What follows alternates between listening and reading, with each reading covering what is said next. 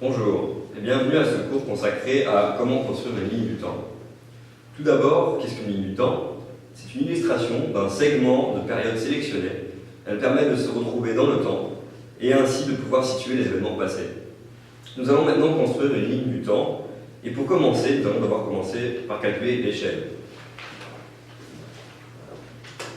Alors, pour commencer, donc comme on doit lire, il faut calculer l'échelle. Seulement, comment calculer une échelle? Pour pouvoir créer une ligne du temps, il faut d'abord établir le nombre d'années que l'on va y placer.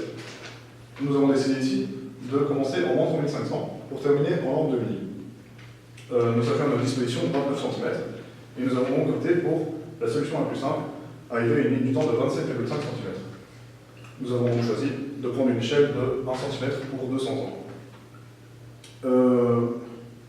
Cette échelle va nous permettre de placer ces événements, et cette échelle va changer en fonction de la place que l'on aura à notre disposition. Après avoir calculé l'échelle de la ligne du temps, il nous faut placer les 4 grandes périodes de l'histoire, donc depuis l'invention de l'écriture en moins 3500,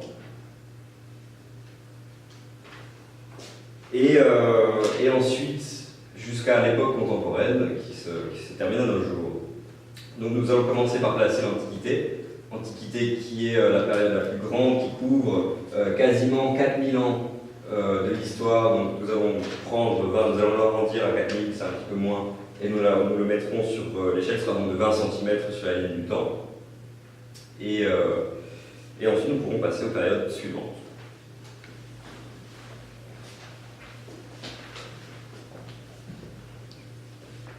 Donc, sur une ligne de temps doivent être toujours représentés des points de suspension. Alors, on les place au début de la ligne du temps parce qu'en fait, l'histoire du monde débute bien avant. Donc, il y a une période qui précède la période couverte par la ligne du temps, qui n'est qu'une infime période de l'histoire du monde. Alors, de l'autre côté de la ligne du temps, à part les points de suspension, on doit aussi placer une flèche. Et la flèche, qui va toujours se trouver au bout de la ligne du temps, signifie en fait que l'histoire du monde n'est pas terminée, mais qu'elle va continuer. Donc on peut dire qu'elle représente le futur.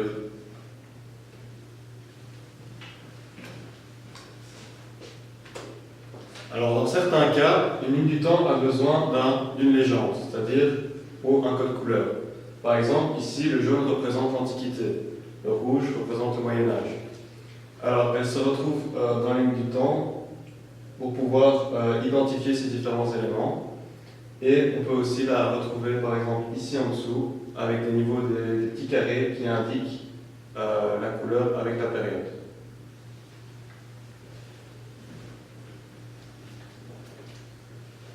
Alors, quand on est un historien, on ne va jamais indiquer sur sa ligne du temps l'an 0. Alors, on peut parler par contre du moment ou de l'instant 0, et l'année en fait suivant ce moment ou cet instant, ça va être l'an 1, que les historiens indiquent sur la ligne du temps la plupart du temps. Tandis que l'année précédant l'instant 0, ça va être l'année 1 an avant Jésus-Christ, ou alors l'an -1. Donc, on remarque que sur les lignes du temps de la mode occidentale, c'est la naissance de Jésus-Christ qui est référentielle. Donc on passe directement de l'an -1 à l'an 1. Et la naissance de Jésus-Christ représentant en fait l'instant 0.